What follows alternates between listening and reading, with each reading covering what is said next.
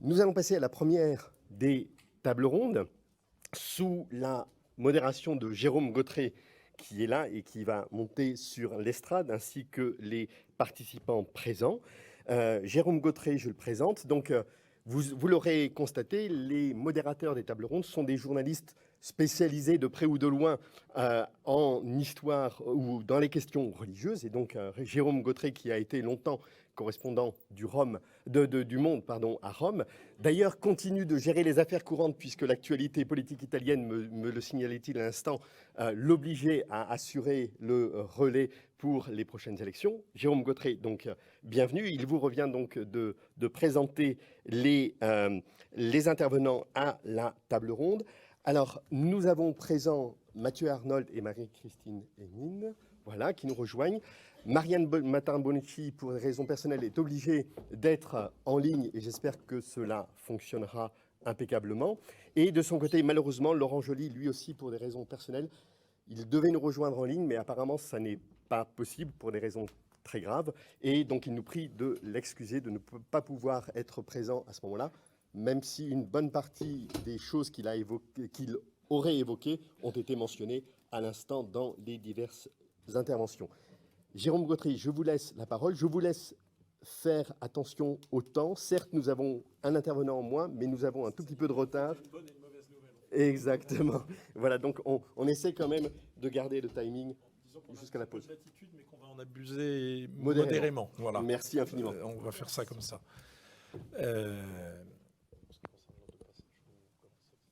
Oui, c'est ça.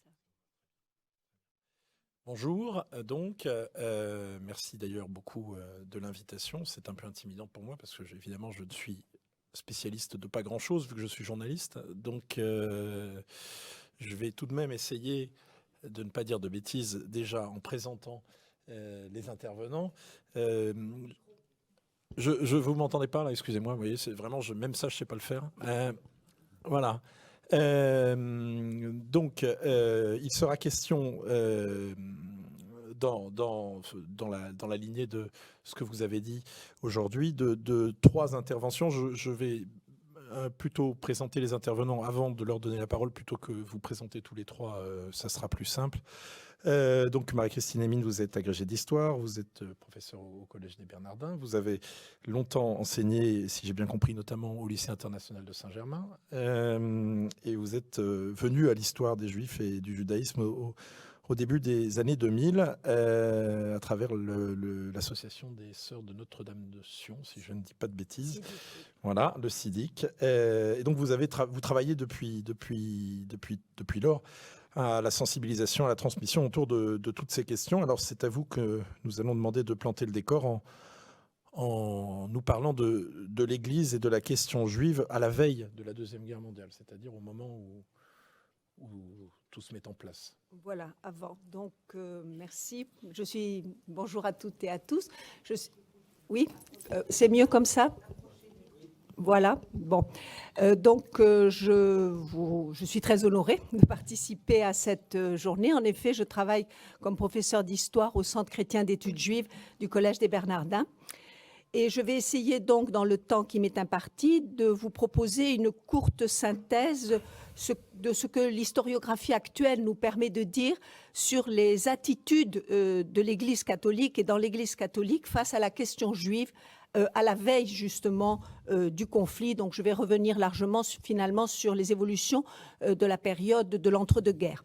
Mon propos s'articulera autour de trois idées principales. D'une part, la persistance d'un antisémitisme catholique dans l'Église, et même certains historiens parlent d'un antisémitisme d'Église, que nous définirons un petit peu ensemble.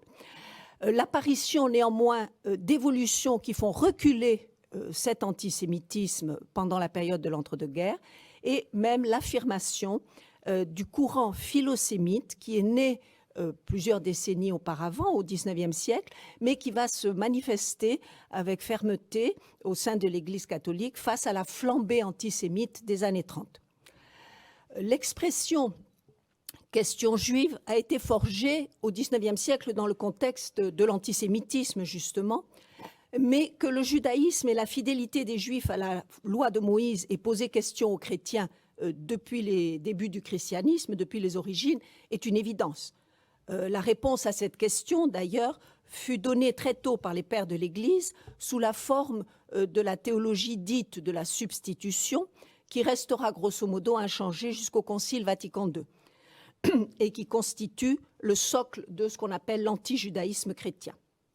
On peut résumer en quelques mots, le véritable Israël étant l'Église, le peuple juif est passé du statut de peuple élu à celui de peuple maudit pour sa perfidie et pour son crime de déicide.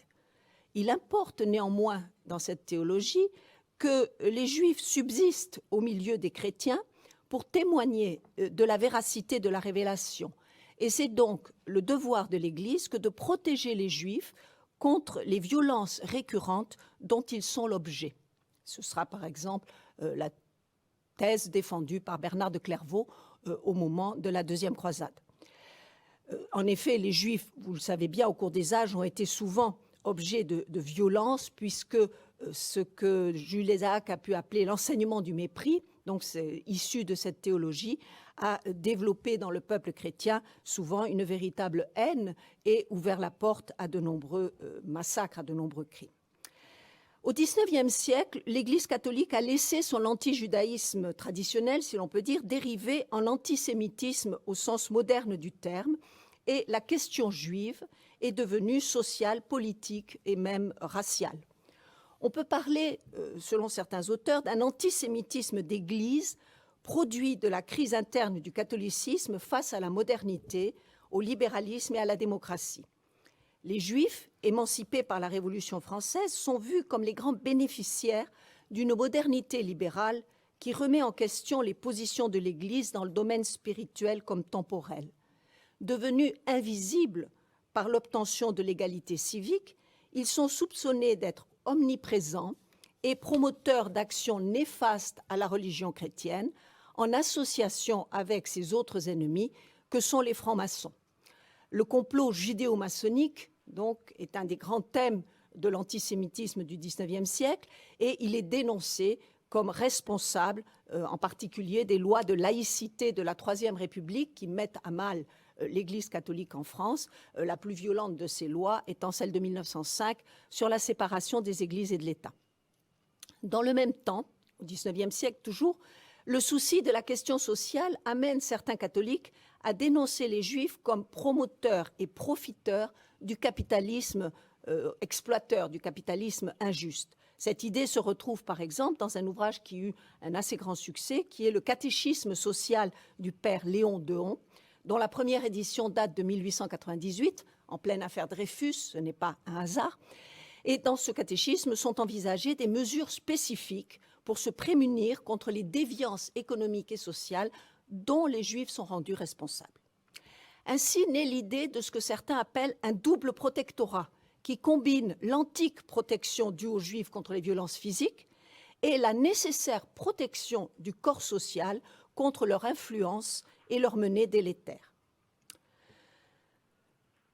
Après la Première Guerre mondiale, au cours de laquelle les catholiques comme les israélites ont manifesté leur patriotisme républicain au sein de l'Union sacrée, l'affaire Dreyfus paraît loin, les esprits semblent apaisés. Mais les années 1920 sont celles du succès éditorial des protocoles des sages de Sion.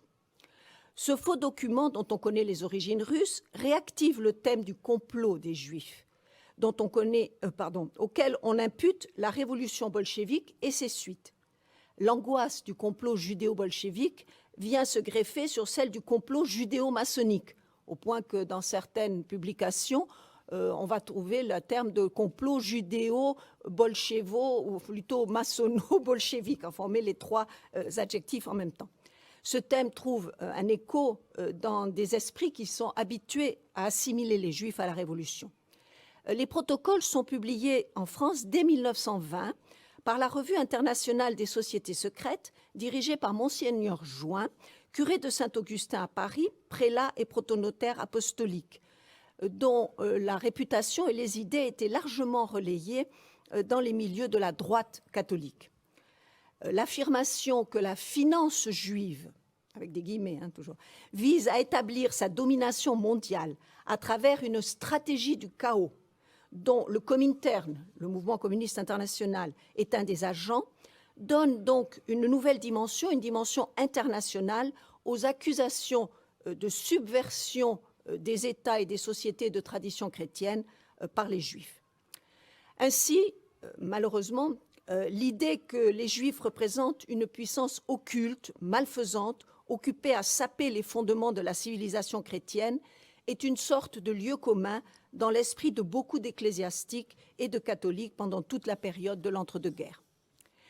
Cette idée justifie que les autorités politiques prennent des mesures de protection de la société, c'est l'idée du double protectorat, et une législation restreignant les droits des Juifs est donc acceptable, voire souhaitable, même si elle contrevient aux principes républicains de liberté et d'égalité, voire à la plus élémentaire charité chrétienne. À cet antisémitisme qu'on pourrait qualifier de mondain des élites s'ajoutent l'ignorance et les préjugés qui continuent de régner dans le peuple catholique. En 1952, le père Paul Demann de la congrégation de Notre-Dame de Sion livra une étude minutieuse des catéchismes utilisés à cette époque qui n'avaient guère évolué depuis l'avant-guerre et même, peut-on dire, depuis plus d'un siècle. Le résultat était édifiant. Pas un mot sur un possible sens théologique à la permanence d'Israël, mais au contraire, toujours l'idée ressassée de la malédiction pesant sur le peuple déicide, assortie parfois d'ailleurs de remarques sur les tares des Juifs, lâcheté, hypocrisie, cupidité, perceptible par exemple dans l'épisode du veau d'or. Alors que l'histoire sainte faisait la part belle au récit biblique et constituait une des bases de l'éducation des jeunes catholiques, eh bien, aucun lien n'était fait jamais entre le peuple de la Bible, les Hébreux, et les Juifs vivants contemporains. À cela, on peut ajouter que la majorité des catholiques en France n'avaient guère l'occasion de fréquenter des Juifs, sauf à Paris, dans l'est du pays et dans quelques grandes villes, lieux où arrivèrent majoritairement les réfugiés d'Europe centrale, de Pologne surtout dans les années 20, et dans les années 30, les exilés chassés par les nazis d'Allemagne. Cette visibilité accrue de la composante juive de la société française provoqua la fureur haineuse de ceux qui alliaient antisémitisme et xénophobie et donc réactiva un certain nombre des réflexes antisémites, y compris dans le peuple catholique, mais également, il faut le noter, suscita des gestes de solidarité vis-à-vis de ces populations en détresse. Ce fut le cas en particulier autour des instituts catholiques de Paris et de Toulouse en 1933-1934. Ces gestes montrent donc qu'il serait faux de voir l'Église catholique en France et le peuple catholique en France uniformément antisémites à la veille du deuxième conflit mondial. Voyons donc en deuxième point les évolutions qui disloquent le front antisémite au sein du catholicisme français. Dès les années 20, l'évolution de la politique pontificale et l'apaisement né de l'union sacrée permettent un second ralliement des catholiques à la démocratie républicaine. Celle-ci est donc moins vue, même plus du tout vue, comme une œuvre maléfique du complot judéo-maçonnique. Après le règne de l'intransigeant Pie X, Benoît XV, puis Pie XI s'emploie à rapprocher le Saint-Siège de la République entre 1920 et 1924.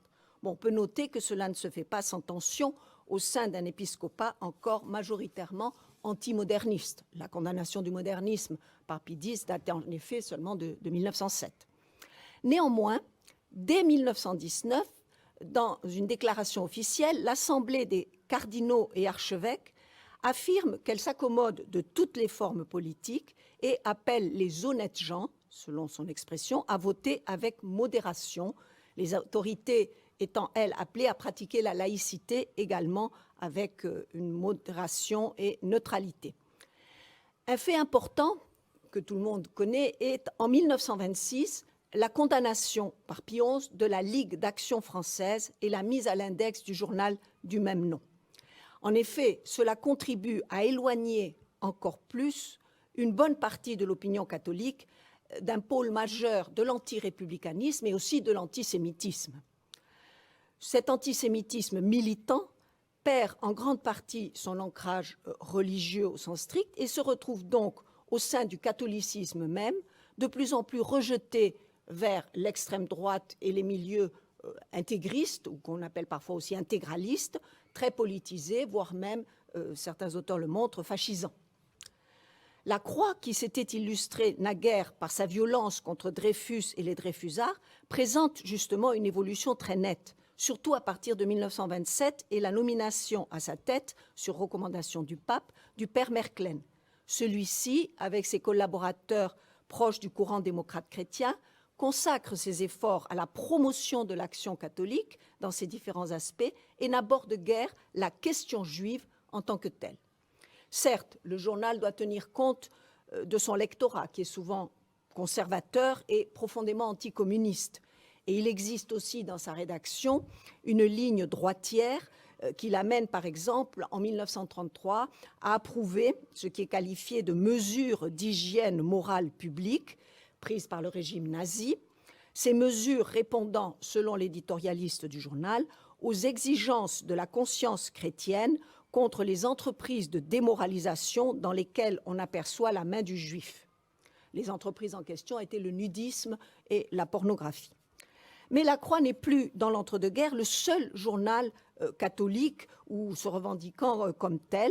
L'hebdomadaire La Vie catholique, le quotidien L'Aube et bien d'autres publications, les deux que je viens de citer, fondés par Francisque Gay en 1924 et 1932, connaissent un bel essor, et d'autres publications aussi de la mouvance démocrate chrétienne. Or, ces organes, au cours des années 30, vont se signaler comme défenseurs des Juifs, réfutant un certain nombre des contre-vérités des antisémites et de leur presse. Dans le même temps, le clergé et l'épiscopat français évoluaient. À la génération d'évêques des années 20, héritière encore du pontificat de Pie X, succède une nouvelle génération. En 1932, plus de la moitié de l'épiscopat a été renouvelée et en 1937, sur 20 cardinaux et archevêques, 14 ont été promus ou nommés depuis 1928, donc par Pie XI. Ces évêques, à la différence de leurs aînés, qui étaient très marqués par l'esprit de l'action française, prirent leur distance avec la politique. Ils se caractérisent par un respect scrupuleux des autorités en place que l'on peut qualifier de légitimisme. Et ils se consacrent surtout au renouveau missionnaire à travers les œuvres de l'Action catholique chargées de promouvoir l'Évangile et les valeurs chrétiennes dans les différents secteurs de la société. Tout à l'heure, on a cité une de ces œuvres, la jeunesse ouvrière chrétienne, mais il y a aussi la jeunesse agricole catholique, etc. Dans les années 30, ces évêques furent confrontés à la montée d'un violent antisémitisme racialiste, de plus en plus inspiré du modèle allemand, qui ne pouvait que les choquer. La nature néo-païenne, antichrétienne de l'idéologie nazie fut d'emblée clairement perçue, d'autant plus que le Saint-Siège multipliait les condamnations et les mises en garde. On se souvient qu'en 1938, Pie XI alla jusqu'à déclarer que spirituellement nous sommes tous sémites. Dès l'accession au pouvoir d'Hitler et ses premières mesures anti-juives comme le boycott de mars 1933, certains membres de la hiérarchie catholique en France réagissent. Monseigneur Verdier, l'archevêque de Paris, exprime publiquement son soutien et demande aux fidèles de prier pour leurs frères juifs, tout spécialement pendant la Semaine sainte d'avril 1933. Il envoie l'abbé Violet le représenter au meeting organisé par les institutions juives. À Toulouse, Monseigneur Saliège se rend en personne au meeting organisé par la Ligue des droits de l'homme. Des réactions comparables sont enregistrées à Tours, Lyon, Marseille, Nice, dont l'évêque est Monseigneur Raymond. On retrouvera de tels engagements et déclarations publiques lors de l'année 1938, année terrible marquée par l'Anschluss, la désastreuse conférence d'Évian et la nuit de cristal. Les remerciements de rabbins et de journaux comme l'Univers israélite témoignent du prix accordé à ces interventions publiques. La déclaration de l'Assemblée des cardinaux et archevêques du 24 mars 1934, déjà, en effet, est révélatrice d'un nouvel état d'esprit. Tout en reconnaissant la sécularisation de la loi civile, les prélats affirment que la norme de toute autorité doit être le respect de la personne humaine dont la vocation est de tendre vers Dieu.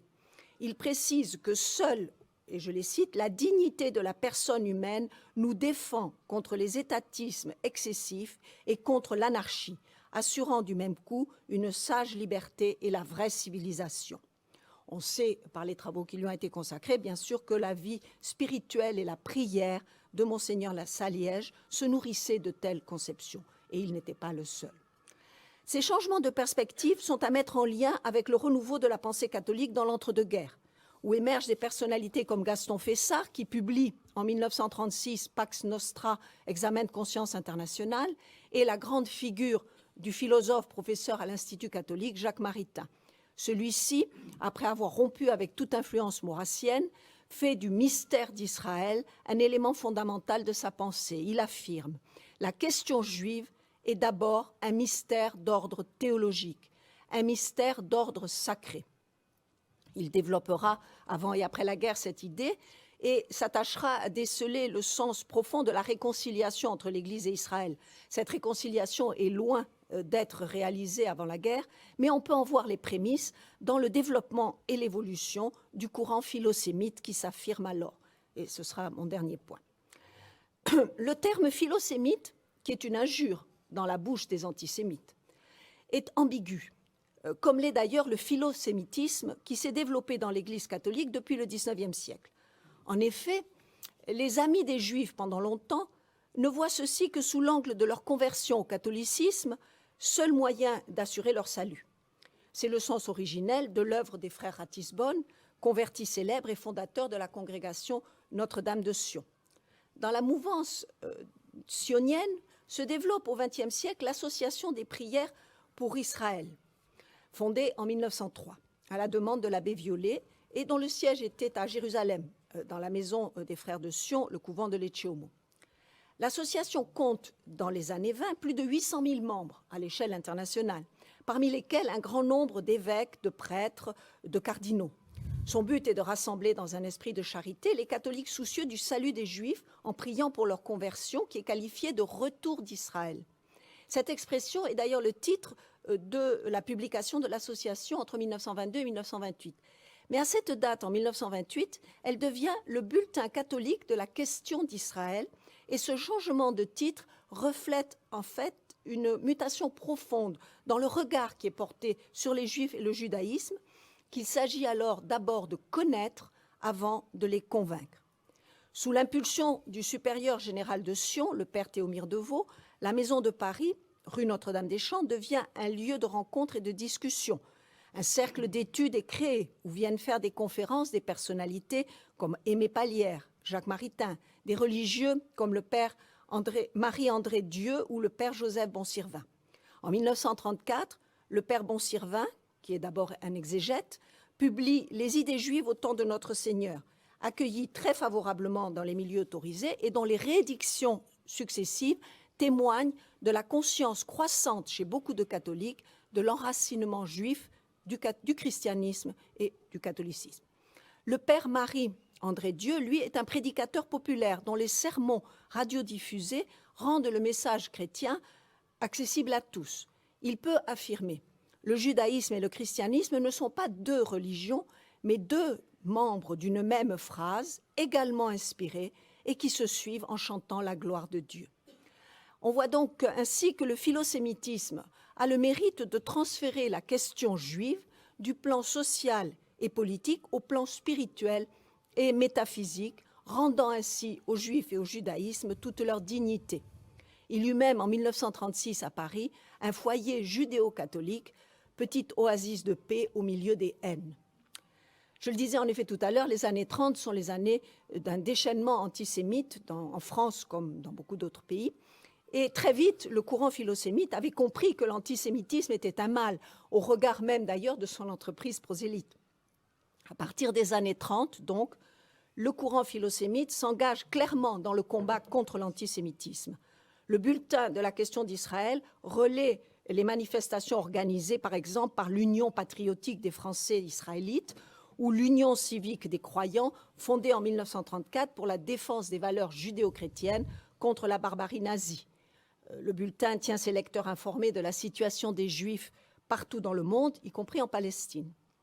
Là où l'épiscopat français est gêné par, bien sûr, son respect pour le Vatican et aussi par les déclarations de soumission au régime hitlérien des évêques allemands, une presse indépendante peut organiser une contre-propagande contre l'antisémitisme. Si, sur la décennie des années 30, on compte ainsi près de 300 publications antisémites, on enregistre en face d'elles près de 450 publications en faveur des Juifs et de leur défense. À l'échelle de la société française globale, bien sûr, la majorité des publications en faveur des Juifs et de leur défense proviennent des institutions et des associations juives, mais la presse catholique n'en est pas absente et joue son rôle également. C'est le sens du combat d'Oscar de Ferenczi. Son ouvrage « Les Juifs et nous chrétiens », publié en 1935, est un grand succès. Il est loué par La Croix, La Vie catholique, la Revue des Dominicains 7 et bien d'autres publications catholiques. Ferenczi reçoit les félicitations de 7 cardinaux et 60 archevêques et évêques. L'année suivante, il fonde La Juste Parole afin de lutter contre l'antisémitisme qui se déchaîne alors.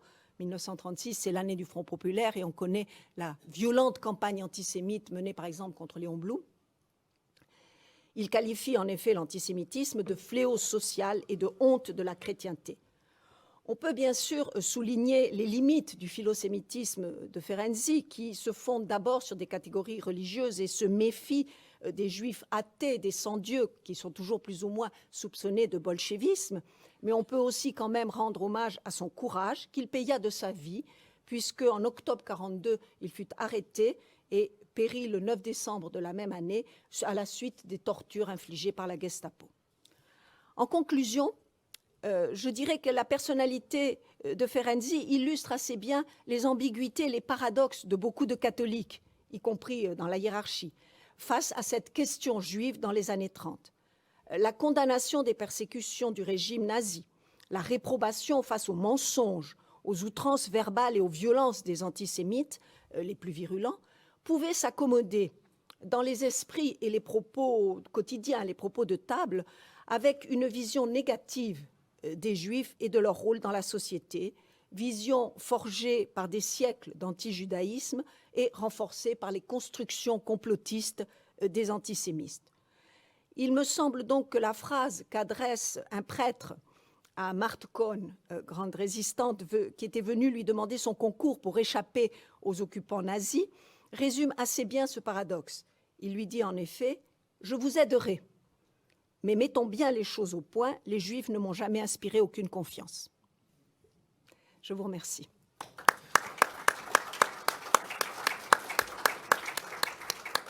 Merci beaucoup, Marie-Christine Amine, d'avoir planté le décor et d'avoir tenu le temps brillamment. On est dans la marge d'erreur, c'est parfait. Je ne sais pas si on commence tout de suite. C'est Marianne Matter-Bonucci maintenant. Ah, excusez-moi, parce que j'ai perdu mes notes, là, donc excusez-moi. Bon, alors, donc, la parole maintenant est à monsieur... non, Laurent Joly ne peut pas. Voilà, donc voilà. c'est Donc, voilà. Mathieu, vous êtes professeur à Strasbourg, à la faculté de théologie protestante de Strasbourg. Vous êtes spécialiste de l'histoire de la Réforme. Alors, vous êtes aussi spécialiste, si j'ai bien compris, de la Réforme au XVIe siècle, mais là, on va quand même rester sur le XXe siècle, s'il vous plaît. Et vous avez particulièrement travaillé sur les résistances au nazisme. Et là, il sera question, en tout cas, de la question de l'attitude des protestants face au nazisme. Là, pour le coup, on rentre dans le cœur du sujet, j'ai envie de dire, sur la période nazie, donc 1933-1945. Merci beaucoup de votre présentation. Mesdames, Messieurs, je remercie les organisateurs de cette journée pour leur invitation. Je voudrais vous dire que j'ai écouté avec beaucoup d'émotion l'allocution de Serge Klarsfeld et c'est avec beaucoup d'émotion que je vais prendre la parole devant vous sur un sujet aussi grave, d'autant plus grave que vous le savez, sous d'autres formes certes, mais l'antisémitisme ressurgit très nettement ces derniers temps en France. Mon exposé s'articulera en deux parties. Tout d'abord, j'aimerais faire quelques précisions, enfoncer peut-être des portes ouvertes, mais lorsque je lis de la littérature récentes, y compris de jeunes collègues. Vous savez, il y a eu une phase dans l'historiographie des églises allemandes qui était plutôt marquée par l'apologie. Et puis, depuis quelques décennies, il y a une phase hyper critique avec des historiens comme moi qui sont confortablement assis dans leur bureau et qui ont tendance à porter des jugements moraux extrêmement sévères sur ceux qui ont vécu une période très difficile. Alors vous comprenez d'emblée que je ne suis pas de ces historiens-là et que je préfère aussi d'ailleurs dans une période comme la nôtre souligner précisément les prises de parole, les actes courageux et qui souvent pouvaient coûter la vie. Donc il y aura un certain nombre de précisions que j'aimerais apporter et puis ensuite je donnerai quelques exemples entre 1936 et 1942-43 de prises de parole, d'actes parmi les protestants allemands en faveur des Juifs. Mon exposé sur un sujet extrêmement complexe sera donc nécessairement incomplet, mais je suis tout à fait disposé ensuite à en discuter avec vous. Alors, première précision, lorsqu'on jette un regard sur le début des années 30, c'est à la lumière de la fin tragique de l'histoire que ne connaissaient pas les acteurs d'alors, y compris les Juifs. Il faut, est-il besoin de le préciser, se garder de projeter ses connaissances sur le passé, plus encore de juger les femmes et les hommes d'alors en fonction de ces connaissances. Deuxième précision, l'attitude des protestants allemands face à l'antisémitisme témoigne de la complexité du réel. Ainsi, une étude approfondie sur le pastorat en Bavière montre que dès les années 1920, un certain nombre de pasteurs donnaient des conférences ouvertement antisémites, tandis que d'autres les combattaient avec la même détermination. Alors, sur la question de l'antisémitisme, comme sur bien d'autres, on trouve donc une large palette de positions écrites ou orales, ainsi que de comportements. Troisième précision, on ne saurait assigner à résidence, c'est-à-dire figer dans leur position ceux qui ont vécu sous le Troisième Reich. Je veux dire par là qu'à côté d'éléments de continuité, voire de radicalisation de l'antijudaïsme à l'antisémitisme, on trouve aussi des évolutions, notamment à partir de 1938, dans le sens d'une solidarité croissante avec les Juifs. Il ne s'agit donc pas simplement de pointer l'appartenance au parti nazi de tel ou tel protestant en 1933, mais de suivre leur évolution dans les 12 années qui ont suivi. Je n'insiste pas sur la diversité du protestantisme allemand, déroutante sans doute pour un catholique français, mais même pour un protestant français. À côté des luthériens majoritaires, on trouve des réformés, mais aussi des unis, issus d'une tentative avortée d'unir les réformés et les luthériens. Ces confessions sont traversées par des courants théologiques, le libéralisme, l'équivalent du modernisme, si on veut, dans le catholicisme, mais aussi le piétisme qui met l'accent sur les œuvres, ou le luthéranisme orthodoxe qui a tendance à juger indépassables toutes les productions de la Réforme. Et puis, ces églises protestantes sont divisées en Landeskirchen, en églises de Land. C'est pourquoi, d'ailleurs, Hitler, soucieux de les contrôler, et lui aussi ne comprenant pas trop la complexité de ce protestantisme et ne voulant pas la comprendre, s'est attaché à les regrouper au sein d'une église du Reich fondée sur le principe du chef, tentative qui, précisément, va provoquer le Kirchenkampf, la résistance. Je cite un historien allemand qui, à mon avis, est le plus pondéré sur cette question. Il s'agit de l'historien de Heidelberg, Christoph Straume. Alors, c'est, soit dit en passant, le frère de Heinrich von Straume, donc le président de l'Église protestante allemande, dont on sait qu'on ne peut absolument pas le soupçonner d'antijudaïsme, bien au contraire. Alors, pour Straume, cette résistance des églises, le Kirchenkampf a été la résistance la plus forte à la mise au pas au sein de la société allemande sous le nazisme. Je note aussi, et ce n'est pas un plaidoyer pro domo, qu'on aurait tort d'établir un lien privilégié entre antisémitisme et luthéranisme en raison des violents écrits de Luther contre les Juifs en 1543. Certes, Karl Barth, pour ne citer que lui, auteur de la déclaration de Barmen en 1934, était réformé. Mais Dietrich Bonhoeffer, qui est dès 1933, a demandé à l'Église de manifester sa solidarité avec les victimes du nazisme, qui a dit qu'on ne pouvait pas chanter en grégorien si en même temps on ne protestait pas avec véhémence contre la persécution des Juifs, était luthérien. C'est le cas aussi de Paul Tillich, qui perdit son poste à Francfort dès 1933 et qui avait pris courageusement la défense des étudiants juifs qui étaient molestés par les nazis. C'est le cas enfin, et c'est moins connu, de Rudolf Bultmann.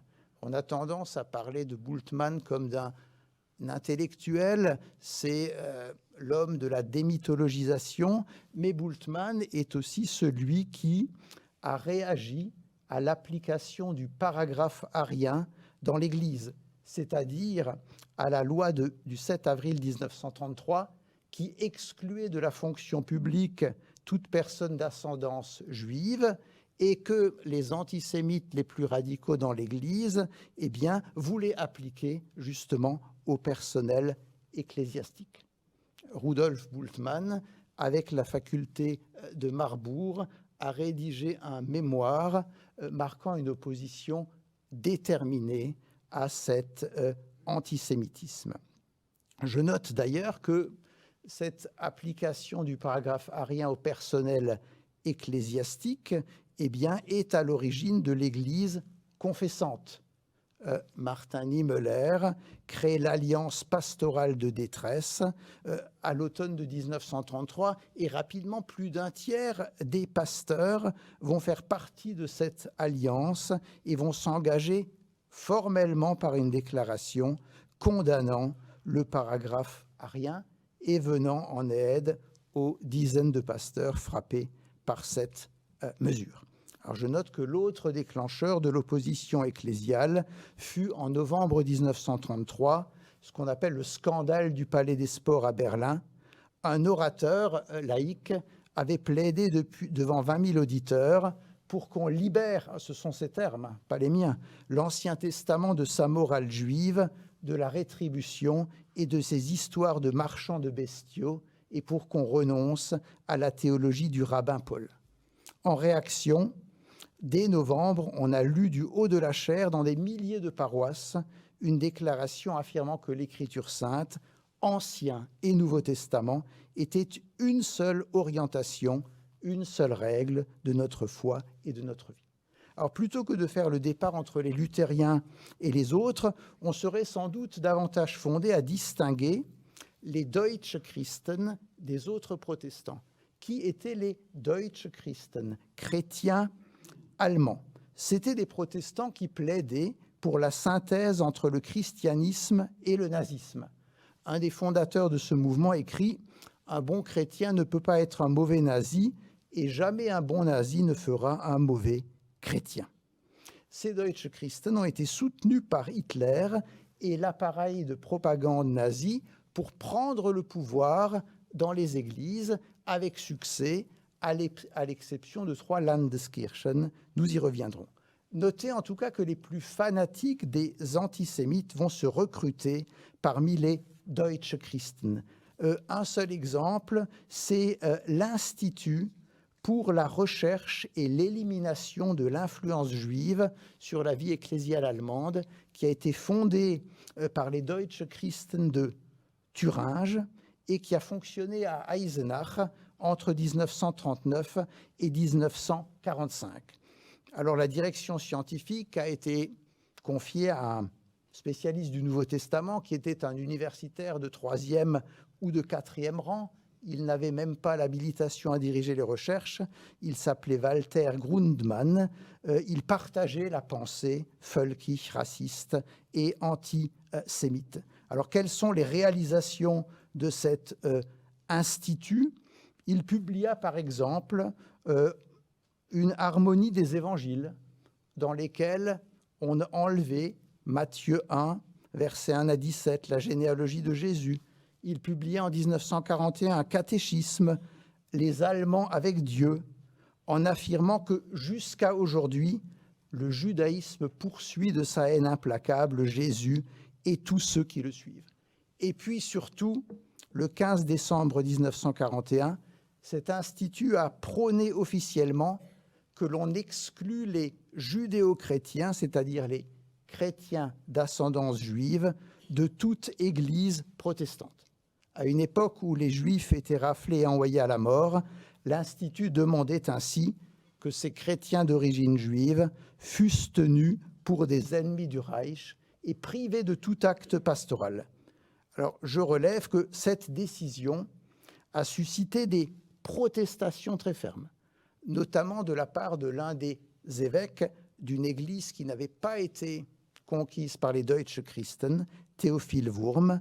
Elle a suscité aussi l'action déterminée d'une jeune vicaire, Katharina von Staritz, qui a été arrêtée en mars 1942, déportée à Ravensbrück, où, d'une manière surprenante mais heureuse, elle fut libérée un mois plus tard. Alors, à côté des universitaires ou de ceux qui se présentaient comme tels, il faut bien sûr s'intéresser aux dirigeants d'église. L'attention s'est portée principalement sur les évêques des 3 églises non nazifiées, non conquises par les Deutsche Christen. Les églises du Württemberg avec Théophile Wurm, de Bavière avec Hans Meiser et du Hanovre. Alors, ces évêques avaient pu compter non seulement sur les pasteurs de leurs églises, mais aussi sur un soutien populaire assez important. Je me contente de parler de l'exemple de la Bavière, alors qu'en octobre 1934, Hans Meiser, l'évêque luthérien de Bavière, avait été démis de ses fonctions par un commissaire aux affaires ecclésiastiques, le brutal August Jäger. Eh bien, il a été soutenu par l'ensemble des pasteurs de sa Landeskirche, ce qui a amené les autorités politiques à parler d'une furor protestanticus.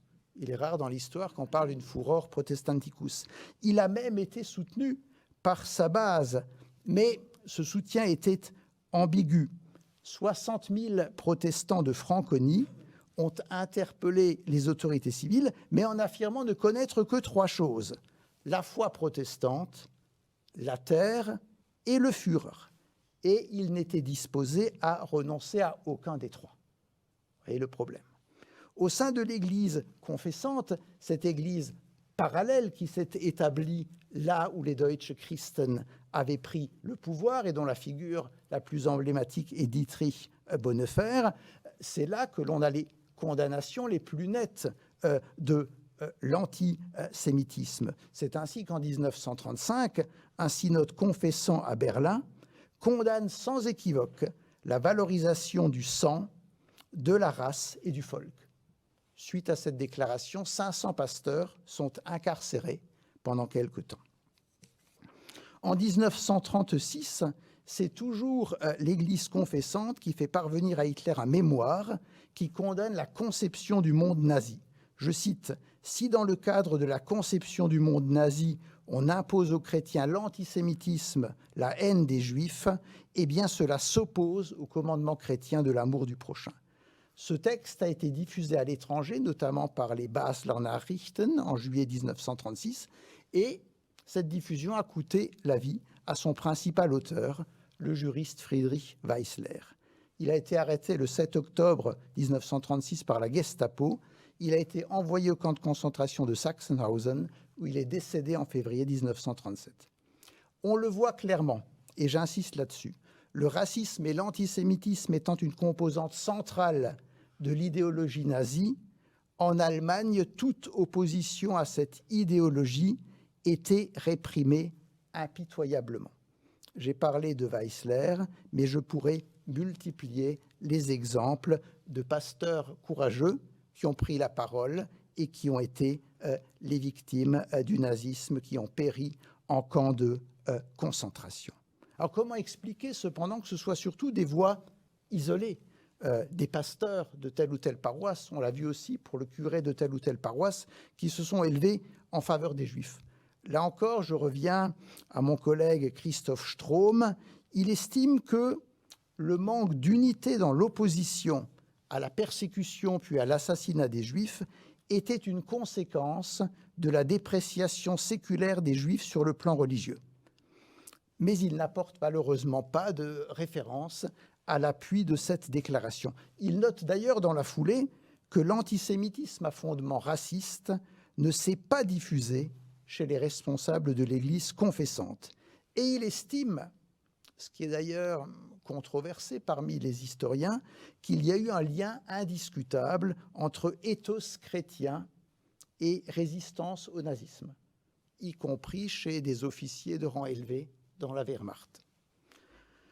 Alors, en novembre 1938, c'est vrai que les églises intactes, les 3 églises qui n'avaient pas été nazifiées, ont été relativement silencieuses, à l'exception d'une lettre de Théophile Wurm qui déplorait la brutalité du pogrom et qui s'adressait au ministre de la Justice. Alors, pour certains historiens, ce silence s'explique par les mesures de représailles dont les églises non nazifiées faisaient de plus en plus l'objet de la part du parti nazi et de l'État.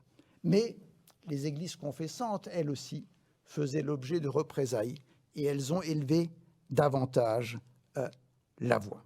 Lorsque la guerre a éclaté, les églises protestantes, il est vrai, étaient gravement affaiblies par un combat de plusieurs années. Et pour ce qui était de l'église confessante, elle comportait essentiellement des pasteurs jeunes. Ces pasteurs ont été incorporés, ce qui a privé les communautés de leurs bergers. Et il est vrai que les églises luthériennes, sans doute à la différence des églises réformées, sont des églises de pasteurs. Par ailleurs, la volonté d'éradiquer les églises était de plus en plus forte parmi les dirigeants du parti. Enfin, la société tout entière était mobilisée au service de la guerre. Mais la guerre n'explique pas tout, puisque c'est au sein de la guerre que catholiques et protestants en Allemagne, et ça sera mon dernier point, ont réagi à l'assassinat ordonné par Hitler en octobre 1939 des vies dites indignes d'être vécues. Lebensunwertes Leben. Du côté protestant, je relève l'attitude exemplaire d'un juriste de Saxe, Lothar Kreisig. Il demande en juillet 40 des explications au ministre de la Justice. Il refuse que les institutions dépendant de sa juridiction livrent des patients. En juillet toujours 1940, c'est l'évêque de l'Église intacte, Théophile Wurm, qui adresse au ministre de l'Intérieur une lettre très ferme. « Dieu ne se laisse pas tourner en dérision.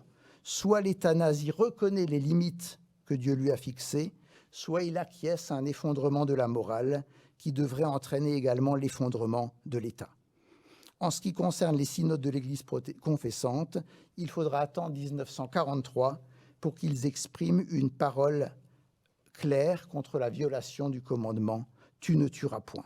Du côté catholique, on connaît bien les sermons de Clemens von Galen de l'été 1941, rapidement connus à l'étranger, et qui ont eu pour conséquence de mettre un terme, alors de manière provisoire seulement il est vrai, à l'euthanasie des malades incurables et des handicapés.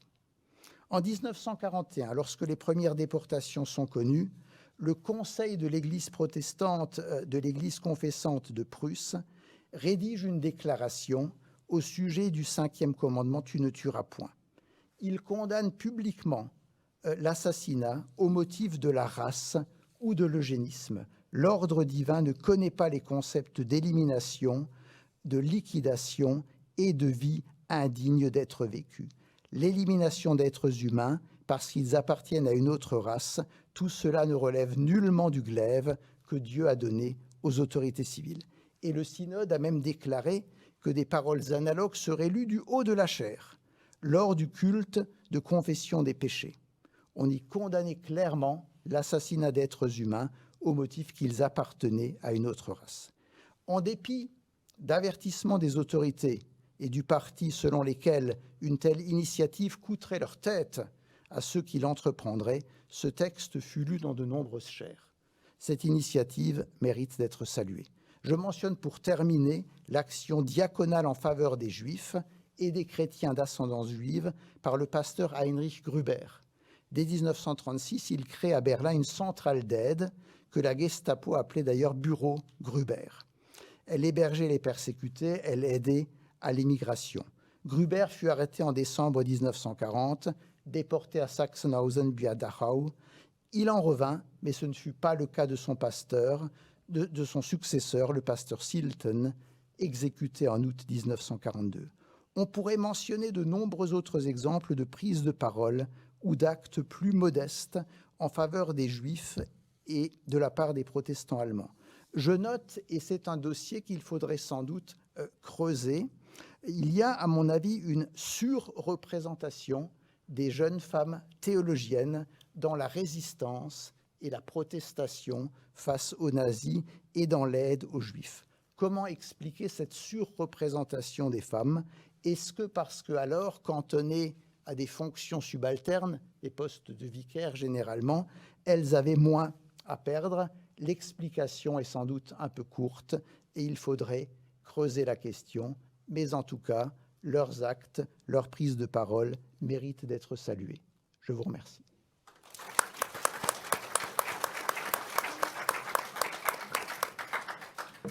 Alors merci infiniment d'avoir expliqué toute la complexité de ce paysage du protestantisme allemand et de ses réactions face au nazisme. Alors là, ça a l'air de marcher. Bonjour. Vous nous entendez? Oui, bonjour, est-ce que vous m'entendez? Ça a l'air de marcher. Bon, Ça a vous l'air de m'entendez? marcher. C'est bon? Oui, ben on va faire comme si ça marchait et on va voir. Bien. Alors, voilà. Est-ce que vous m'entendez? Oui, ça marche. D'accord, très bien. Si. Ok. Bon. Bien, bonjour à tous. Bonjour. Alors, je vous présente brièvement en 2 phrases. Vous êtes spécialiste de l'Italie, spécialiste du fascisme. Vous avez fait votre thèse sur le fascisme en Sicile. Vous co-dirigez l'Institut d'histoire d'études de l'Italie contemporaine avec Marc Lazare à Sciences Po. Et vous avez, en tant que spécialiste du fascisme, vous avez beaucoup insisté dans vos travaux pour mettre en avant que le fascisme était bien un totalitarisme et en luttant contre une tendance qui est quand même très forte en Italie, qui revient à relativiser la nature totalitaire du fascisme en faisant une sorte de régime autoritaire un peu plus bienveillant, en tout cas beaucoup moins violent que ses voisins. Voilà, tout ça dit très rapidement. Vous avez travaillé particulièrement sur la question du racisme et de l'antisémitisme dans le régime fasciste et aujourd'hui, vous allez nous expliquer comment s'articulent, on va dire, les notions, le christianisme, l'antisémitisme et le fascisme. Merci. Bien, merci beaucoup. Bien, d'abord, merci aux organisateurs de m'avoir proposé d'intervenir dans cette table ronde et je regrette de ne pouvoir être avec vous et d'intervenir de manière un peu folklorique, mais je crois qu'on est tous habitués maintenant depuis une cuisine italienne, car c'est le seul endroit où la connexion est à peu près convenable. Alors, en effet, je voulais réfléchir avec vous autour de l'articulation entre ces 3 termes, fascisme, christianisme, antisémitisme, et insister sur le fait que je crois qu'il peut être intéressant de les appréhender pour la période qui m'intéresse dans l'entre-deux-guerres, mais évidemment aussi pendant la Seconde Guerre mondiale. Et je dirais que pour la Seconde Guerre mondiale, ça va presque de soi, au sens, dans une perspective d'histoire globale, c'est-à-dire dans une perspective qui rende compte donc des dynamiques communes, des échanges et surtout des interactions entre les différentes réalités nationales. Alors, ne pouvant être avec vous, j'ai décidé donc de partir d'un document visuel. Donc, je vais partager l'écran. C'est une cascade. Est-ce que c'est déjà le cas? Attendez. Hop. Donc, pour l'instant, non. Je vais partager. Voilà. Alors, qu'est-ce que vous voyez? Oui, non, je pense on ne vous voit plus, mais on voit quelque chose. D'accord. Alors, attendez, on va... Alors,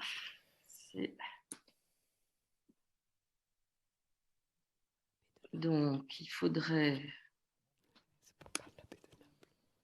Bon, j'espère que je ne vais pas perdre trop de temps avec ça. Je crois qu'on y est. Voilà. Est-ce que vous voyez donc Mussolini face à Pie XI ou pas? C'est ça, la Dominica du Corriere.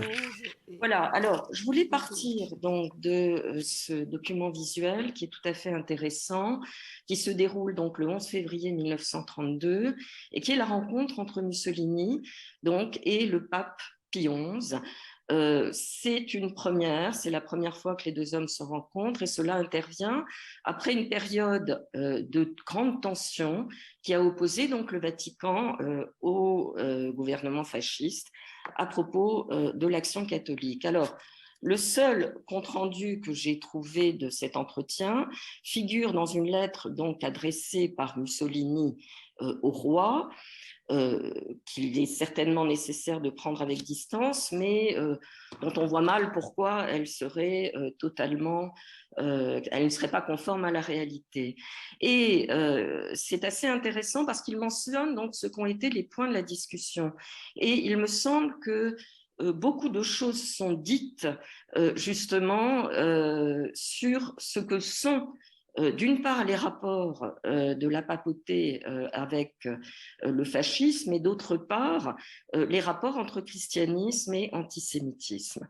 Alors, d'abord, le pape se serait ouvert de ses inquiétudes à propos des protestants en Italie. Il aurait ensuite insisté sur le lien entre catholicité et italianité, donc sur la dimension nationale au fond du catholicisme. Il se serait dit satisfait de l'accord qui avait été trouvé à propos des organisations de jeunesse fascistes. Il aurait souligné la proximité entre catholicisme et fascisme, résumant cela par ce triptyque ordre, autorité, discipline, mais aurait dit qu'il n'acceptait pas le totalitarisme fasciste auquel, alors là, c'est peut-être à prendre avec distance, il aurait opposé le totalitarisme catholique. On aimerait savoir si les choses ont été formulées comme ça.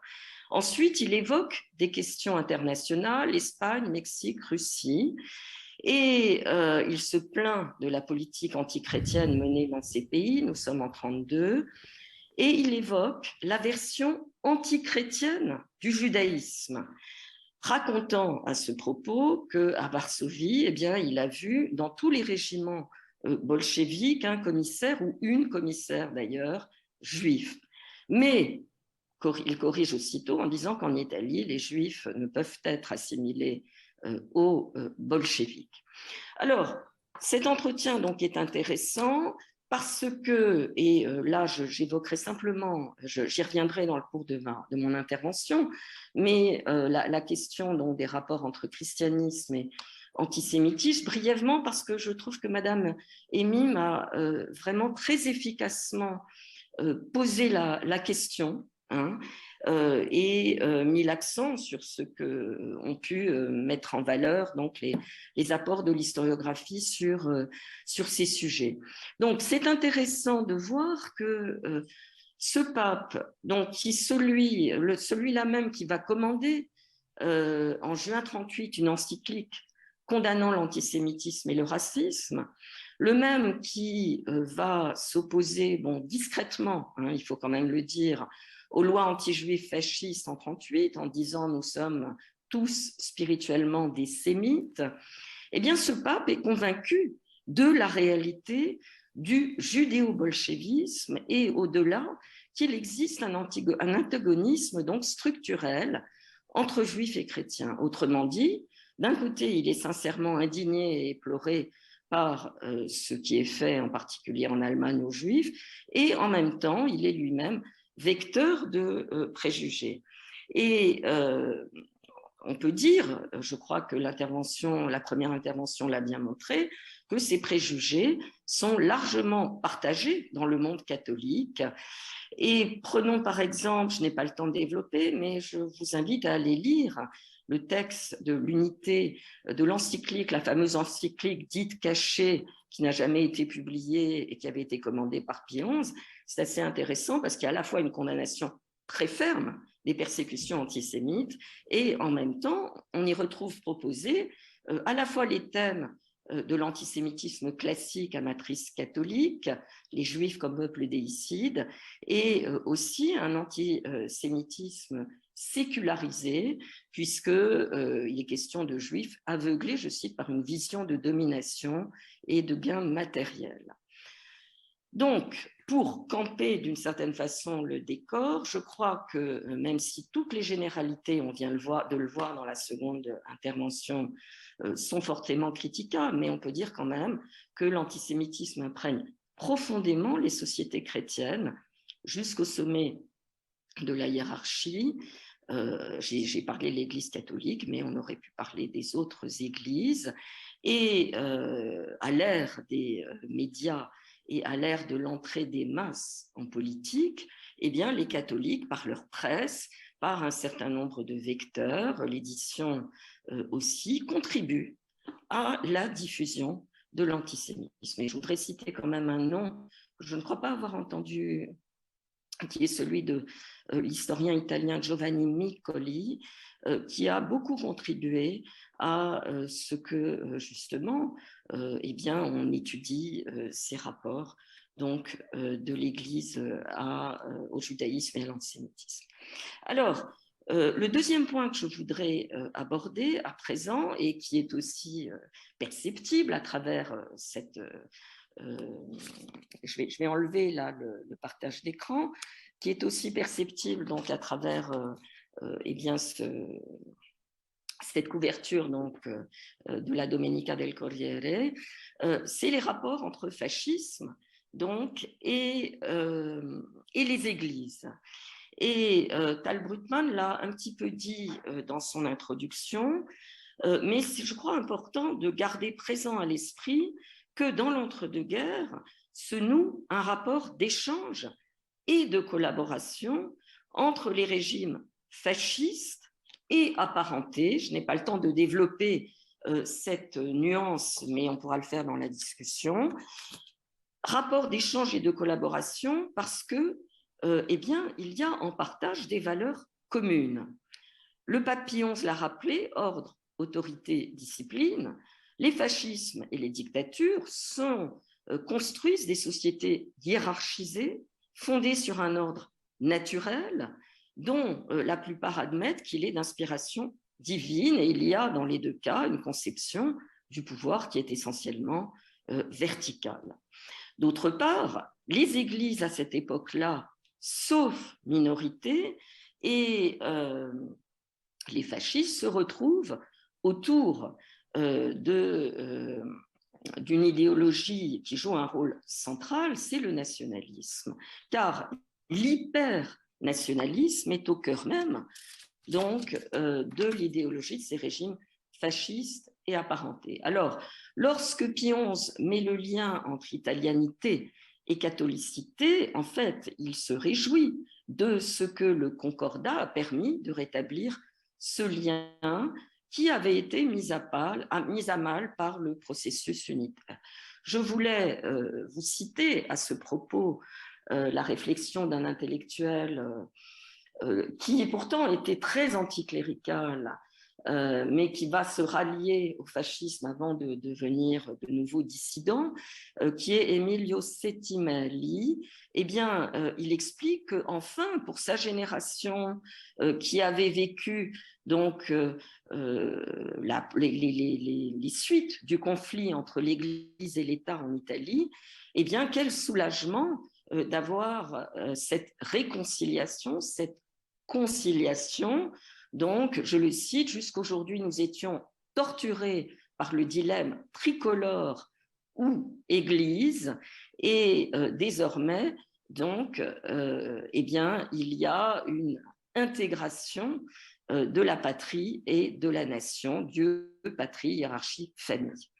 Alors, on pourrait citer d'autres exemples, sous d'autres cieux, et d'une certaine façon, enfin, pour d'autres églises, le christianisme est une composante essentielle de l'identité nationale. Si vous me permettez une petite parenthèse vers l'actualité, mais vous savez peut-être qu'il y a un réel risque que l'extrême droite arrive au pouvoir en Italie, la droite radicale avec les prochaines élections à la fin du mois de septembre, Giorgia Meloni, dont on ne peut pas dire qu'elle est restée fasciste, mais qui a un lien quand même avec ce passé fasciste à plus d'un titre, eh bien, qu'est-ce qu'elle met en premier dans sa campagne électorale?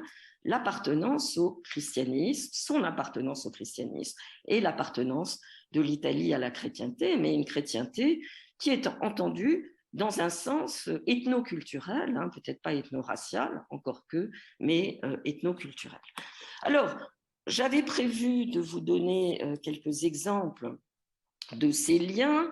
En Autriche, par exemple, les Heimwehren, dans les dictatures méditerranéennes, les dictateurs appuient leur action sur un national-catholicisme. En avril 1939, Franco est désigné par le cardinal Goma comme l'instrument des plans providentiels de Dieu sur la patrie.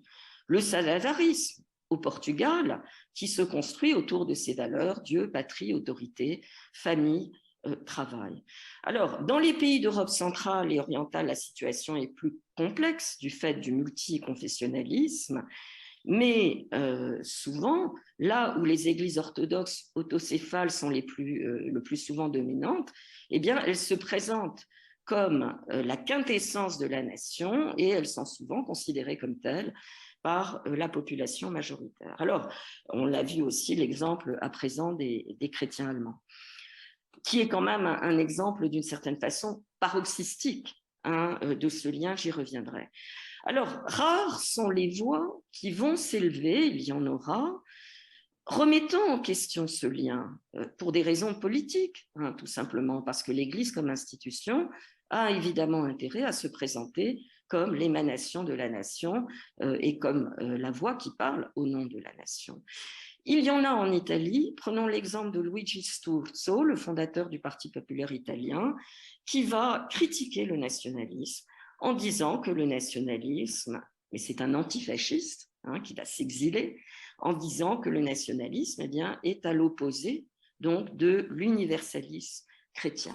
Alors, autorité, discipline, nationaliste, à ce chapelet de valeurs partagées, on pourrait ajouter un élément qui est le corporatisme aussi, hein, le corporatisme qui va susciter un certain nombre de convergences. Donc, certains fascistes et apparentés s'appuieront sur l'encyclique Quadragesimo Anno qui, par certains côtés critiques, d'ailleurs, la conception fasciste du corporatisme, mais qui n'en proclame pas moins la nécessité de dépasser la lutte des classes et de réaliser une forme de synthèse entre eh bien, les travailleurs et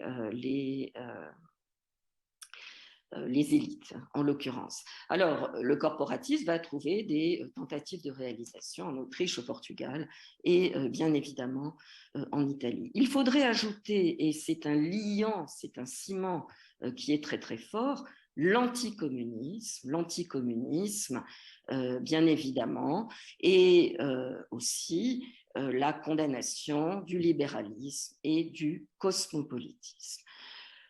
Ces valeurs communes, mais aussi ces rejets communs, expliquent pourquoi, dans un certain nombre de pays, les élites et les institutions chrétiennes ont contribué à favoriser l'accès des fascismes et des dictatures au pouvoir. Et c'est un point qu'on a parfois tendance à oublier, mais il y a aussi une responsabilité des églises dans l'accès donc de ces régimes au pouvoir. C'est vrai en Allemagne, c'est vrai en Autriche, c'est vrai en Italie. Et une fois, dans certains cas, c'est vrai en Italie, au Portugal, en Espagne, cette collaboration initiale qui permet l'accès au pouvoir se prolongera par une vraie collaboration, un vrai partenariat et parfois une adhésion enthousiaste. Alors, je voulais vous montrer un petit film mais pour des raisons de temps, je ne le ferai pas, mais je vous invite à aller le voir. C'est sur le site de l'Istituto Luce, qui montre en 1938, donc avant les lois raciales, quelque temps avant l'adoption des lois raciales, eh bien, Mussolini reçoit des évêques et des prêtres italiens à Palazzo Venezia, et on voit l'accueil enthousiaste avec des bras levés, avec des saluts fascistes et des cris Duce, Duce, qu'ils font donc à Mussolini. Je m'arrête un instant sur l'exemple du fascisme italien. Donc, comme vous le savez, sont signés en 1929 les accords du Latran, qui sont des accords gagnants-gagnants de part et d'autre. Et Sturzo fait la lecture suivante. C'est un peu avant la signature c'est un peu après, la signature des accords. Le pape veut un État catholique dont le concordat est l'expression. Mussolini veut un État fasciste dont le concordat est l'instrument. Et à la suite de ces accords, Mussolini sera quand même désigné par Pie XI comme l'homme de la providence. L'Église prêtera son concours aux batailles du régime, bataille du grain, guerre d'Éthiopie. Il y a des réserves de Pie XI sur l'engagement de l'Italie lors de la guerre d'Éthiopie, mais une fois que la guerre est déclenchée, eh bien, ce qu'on voit, c'est le soutien donc, de l'Église à ce conflit qui se traduit quand même, entre autres, par le massacre d'une partie de l'Église copte sans protestation publique. Alors, ce partenariat, bien sûr, n'empêche pas des moments de forte tension qui vont se manifester par d'autres encycliques, Non abbiamo bisogno en juin 1931, Dritt miteinander Sorge en mars 1937. Car il y a, et on a là probablement la différence entre les régimes fascistes et ceux que j'appelle les régimes apparentés, il y a à l'évidence une dimension de religion politique dans les régimes fascistes sur lesquels je n'ai pas le temps donc d'insister, je n'ai pas le temps d'articuler cela, mais en général, la règle est, y compris pour le régime fasciste italien, et je pense qu'on peut le dire aussi pour le régime allemand, on ne peut pas parler donc de symbiose qui aurait été véritablement réalisée sous la pression de l'État totalitaire. C'est-à-dire qu'en gros, les églises continuent à exister et, sauf les exemples que Tal Brugman citait dans son intervention, d'États clérico-fascistes pendant la Seconde Guerre mondiale, on ne peut pas qualifier des États qui sont des États chrétiens, d'États confessionnels. Bon, je n'ai pas le temps de développer cela. Alors, certains poussent effectivement vers soit une forme de symbiose, de néopaganisme, c'est le cas d'un Rosenberg, c'est le cas d'un Alois Udall en Autriche. D'autres plaident pour une émancipation totale du fascisme à l'égard de l'Église. Ce sera le cas de Julius Evola, qui est pour un fascisme païen, mais il reste des voix extrêmement minoritaires. Alors, j'en viens maintenant, et malheureusement, je vois qu'il me reste 2 minutes. Alors, je ne doute pas, comme j'ai perdu un petit peu de temps, que les minutes perdues me seront rendues et que je vais pouvoir prendre 5 minutes au lieu de 2 minutes. Vous me pardonnerez cette comptabilité mesquine. Mais donc, j'en viens maintenant au lien entre christianisme, fascisme et antisémitisme. On peut dire brièvement, et j'aurais voulu vous montrer une citation, je vais peut-être là pour ça faire quand même le partage d'écran, de Daniel Robs de 1937, qui est tout à fait intéressante. Au passage, donc, est-ce que vous voyez là le partage d'écran ? Oui, ça marche.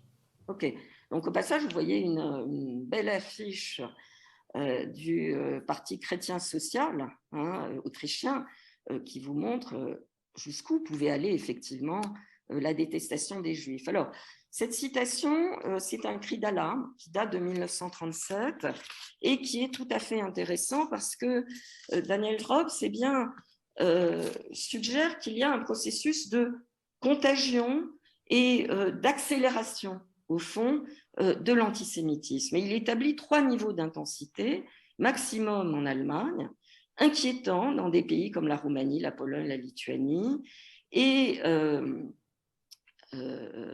préoccupant, donc, citant le cas de la France.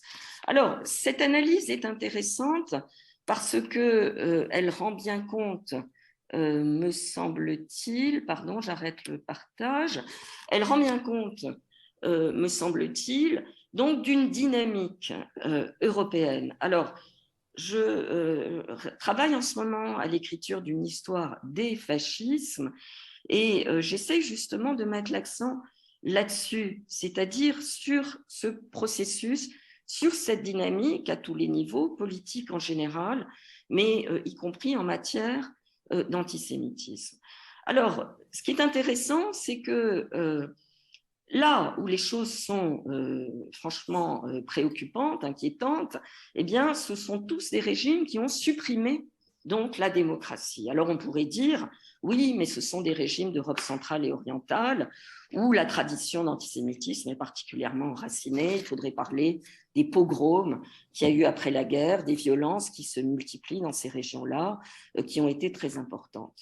Certes, mais ce qui est intéressant, c'est qu'en 1938, l'Italie se convertit, entre guillemets, à l'antisémitisme, alors que jusque-là, le régime fasciste n'était pas antisémite, et alors que l'Italie était considérée comme étant l'un des pays d'Europe où les Juifs étaient les mieux intégrés, pour des raisons que je ne peux pas développer, mais on le voit très bien, par exemple, pour ce qui est des mariages mixtes, hein, et c'est surtout un pays où il n'y avait pas une très faible tradition d'antisémitisme politique, pas de parti, pas de ligue, etc. Alors, comment expliquer ce tournant justement en 1938? Et je partage de nouveau brièvement l'écran. Alors, les fascistes donneront toutes sortes d'explications à cela, qui, de mon point de vue, sont des explications de deuxième génération qu'il convient de ne pas prendre au pied de la lettre. Et parmi les explications, bon, j'ai perdu le PowerPoint. Voilà, je voulais vous montrer ça. Est-ce que vous voyez là la couverture de la Difesa della Razza? Oui. Donc, ils vont essayer de mettre en avant précisément, donc ils vont expliquer, c'est l'Éthiopie, on a mis en Éthiopie une politique raciste qui est vraie, il y a une continuité du racisme et de l'antisémitisme, qui est faux de mon point de vue, et la continuité avec l'antijudaïsme.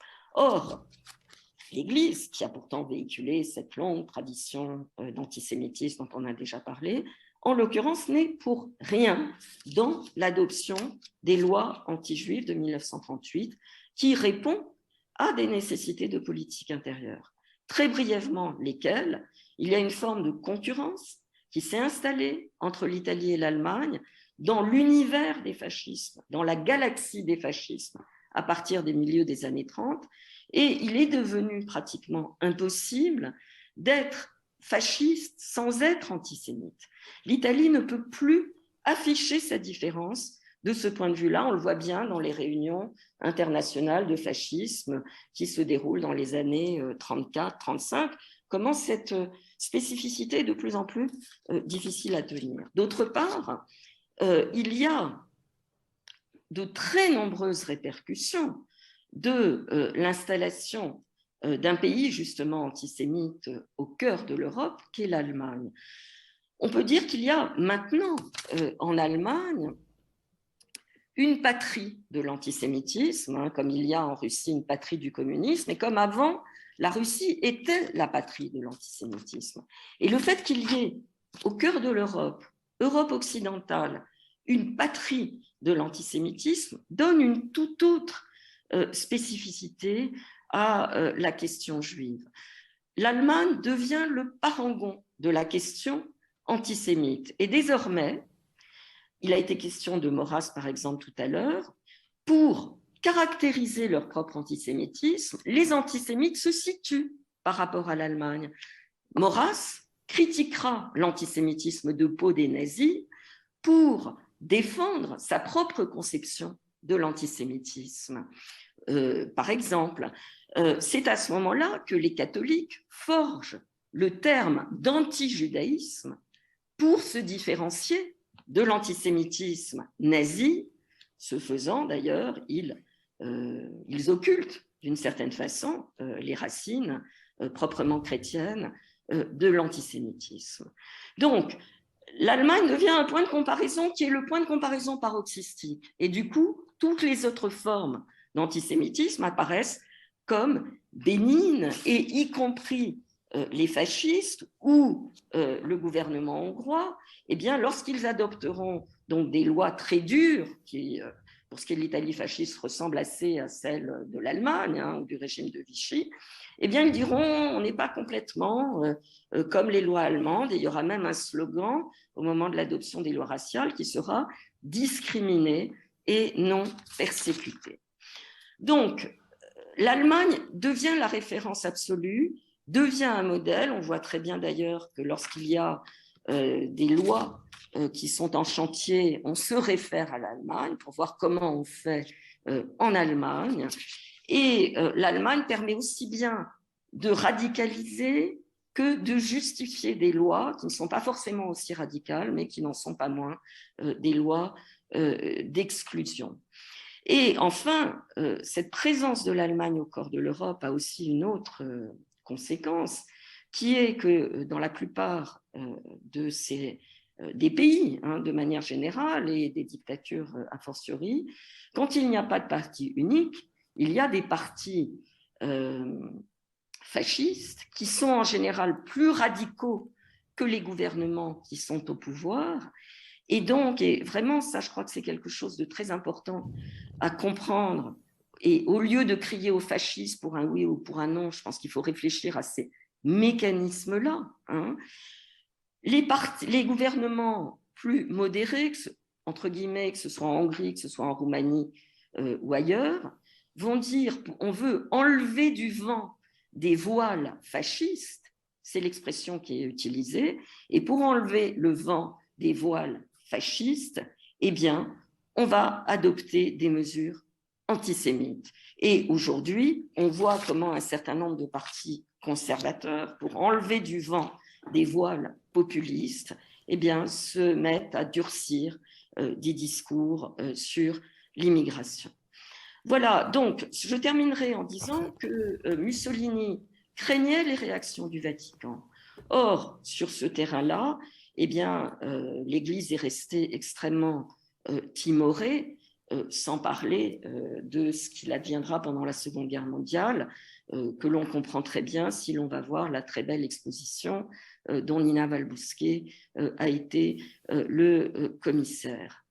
Alors, je terminerai juste en disant cela, c'est que paradoxalement, d'abord, il y a une responsabilité des églises en amont de la Shoah, parce que leur faible attachement finalement à la démocratie a contribué à l'avènement de régimes qui ont eux-mêmes été les artisans de ces politiques antisémites, même s'il n'y avait pas d'intention exterminatrice.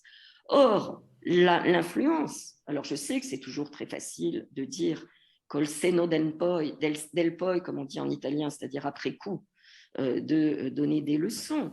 Mais ce qui est quand même intéressant, c'est que les dictateurs pensaient qu'il y avait un vrai potentiel de résistance des églises. Et c'est d'ailleurs pour ça qu'ils ont réduit au silence des Luigi Sturzo, qu'ils ont envoyé des prêtres dans les camps, etc. Et je terminerai en disant que aussi bien Mussolini que Hitler, en 1941, eh bien, estimaient que s'ils avaient échoué, c'était précisément à faire une révolution anthropologique, à construire un homme nouveau, un homme nazi, c'était précisément du fait du christianisme qui, selon Hitler, était la matrice du bolchevisme, et christianisme qui, selon Mussolini, était à l'origine donc de l'échec de la création d'un homme nouveau. Je vous remercie. Merci. Merci beaucoup. Merci beaucoup.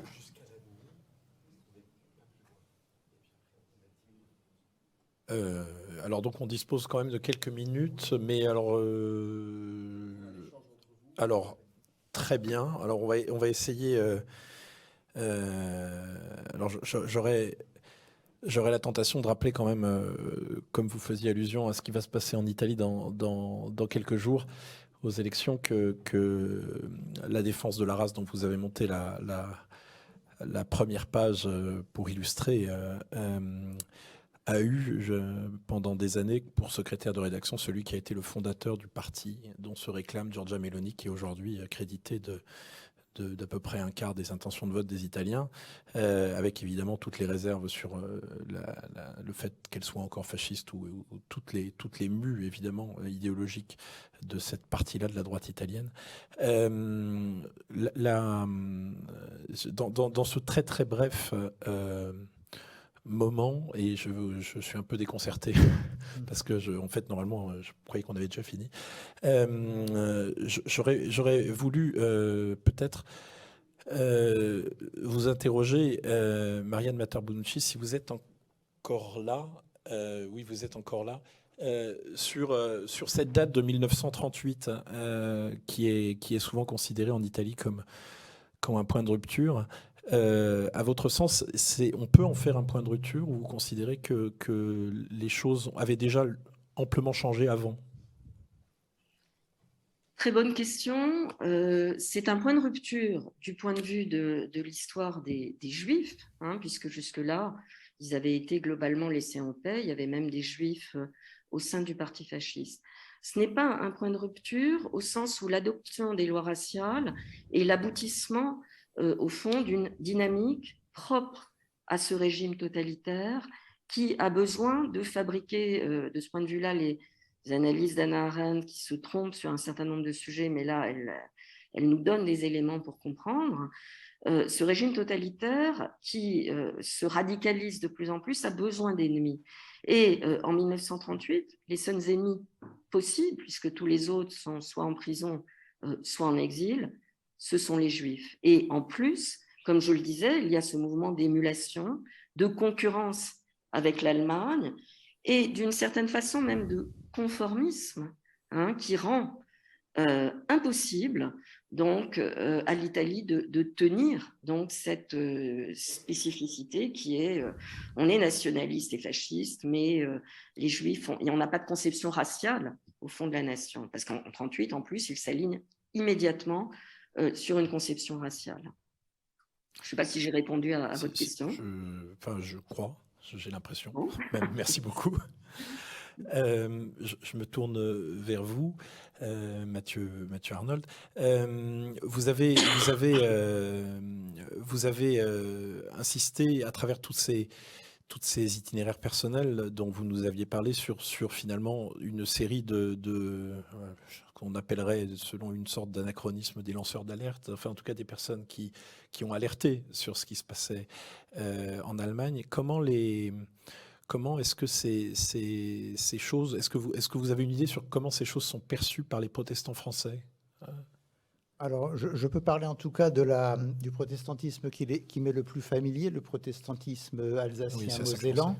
Oui. Et ce qui est très intéressant, c'est que dans des journaux d'église, alors on a non seulement connaissance dans les années 20 des persécutions en Russie, qui évidemment joueront un grand rôle quant à l'adhésion, par exemple, on l'a dit aussi, à des régimes autoritaires, mais on a aussi connaissance de manière extrêmement détaillée du Kirchenkampf, donc de ce combat pour la survie et l'autonomie de l'Église protestante en Allemagne.